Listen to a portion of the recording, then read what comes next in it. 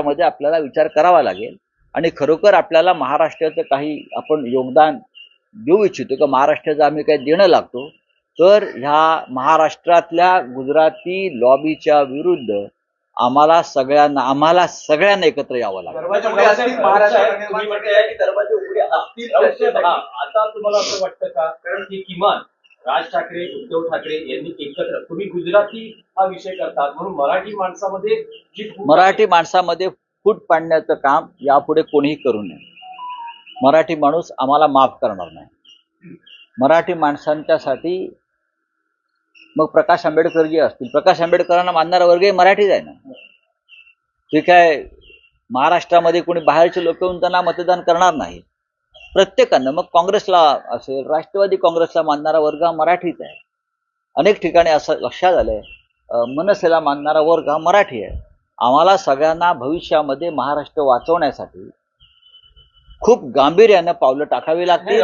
आजचा निकाल कालचा निकाल मी त्याला निकाल मानत नाही बरं का, जनतेचा कौल मानत नाही, पण हा जो त्यांनी कौल म्हणून जो आमच्यासमोर आणलेला आहे तर त्या संदर्भात आम्हाला सगळ्यांना प्रत्येक राजकीय पक्षाला ज्यांचं खरोखर महाराष्ट्रावर प्रेम आहे आणि ज्यांना खरोखर मराठी माणसाविषयी मनामध्ये आस्था आहे त्या प्रत्येकाला गांभीर्यानं विचार करून 106 हुतात्म्यांनी जे बलिदान दिलेलं आहे, हिंदू हृदय सम्राट बाळासाहेब ठाकरेंनी मराठी माणसाला जो पाठीचा कणा दिलेला आहे त्या कण्यावर लाथ मारून तो कणा तोडण्याचा जो प्रयत्न होतोय त्यासाठी आम्हाला सगळ्यांना एकत्रित बसून विचार करावा लागेल, हे माझं मत आहे।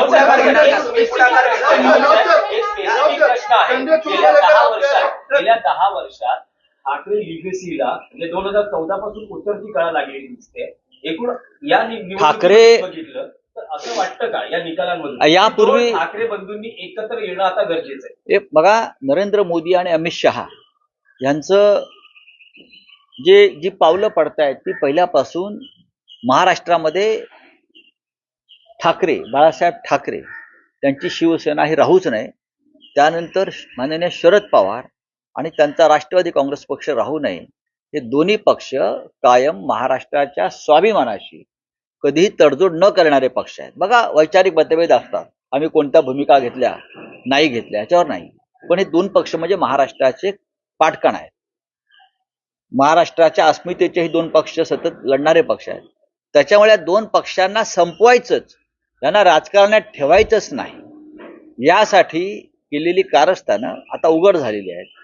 आम्ही गौतम अडाणी यांच्या पैशाच्या राजकारणाला विरोध केला, पण गौतम अडाणी हा भाजपचा खरा चेहरा आहे, त्याच्यामुळे गौतम अडाणींचा वापर करून आमचा पराभव करण्याचा प्रयत्न झाला।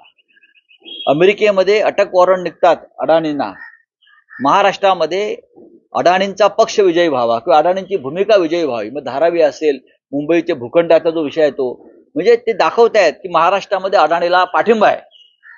म्हणून महाराष्ट्राच्या हितासाठी जो कोणी असेल, मग कोणी भारतीय जनता पक्षामध्ये असतील, कोणी अन्य कुठल्या पक्षात असतील, कोणी MIM मध्ये असतील, कोणी समाजवादी पार्टीमध्ये असतील, महाराष्ट्र हितासाठी सगळ्यांनी एकत्र येणं आणि हे जे काय काल एक मोठं बाणगुळ जन्माला आलेलं आहे विजयाच्या नावानं, त्या बाणगुळाला भविष्यामध्ये फार खतपाणी न घालणं हे प्रत्येक मराठी माणसाचं, मराठी नेत्याचं काम आहे।